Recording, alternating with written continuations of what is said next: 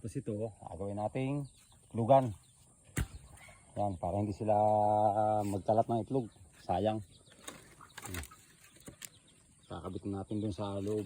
Organic na itlogan. Sayang kasi kung bibili pa tayo ng kawayan, eh mahal. Ito, libre na oh. Mamaya, kakabit natin dun kung paano sistema. Malulaang, pero adagdagan natin yan kasi marami sila. Let's go! Okay na yan. Yan, pogi na ang itlogan ng mga luko. Ayan, dadami na yan mga yan. Kasi may itlogan na sila. Ngayon, magawa rin tayo ng itlogan ng bibi. Ang ilalim siguro. Siguro apartan natin yan kasi ang mga bibi ay kailangan nakaganyan din. Pero malaki-laki dyan.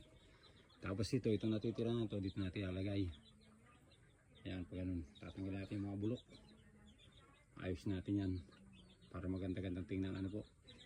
Para yung pagitlog ng manok ay maganda rin. Di ba? Parang tao rin pag nanganak.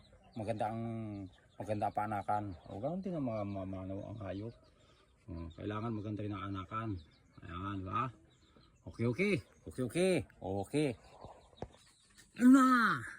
Tapos na. Ang itlogan ng manok. Nirepeat ko na yan. Sulok na yan. Okay na yan. Maganda na itlogan yan. Mga uril. DIY. Ayan, DIY. Siguro hindi na matatakot mga itlog dito manok. Ayan. Ayan. Ito, may itlog na. Ito, may itlog daw. Automatic, diba? Pagkagawa, may itlog na. Galing. Ayan, Ayan. Yun, minabuog na dun. Ayun.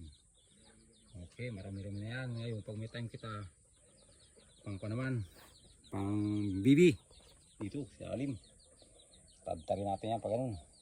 Pero kailangan mataas din. At medyo malaki-laki dyan. Kasi malaki ang bibi. Malaki din ang itlog. Siguro. Alam niya yan. Thank you for watching mga budin. DIY na itlogan. Yan rin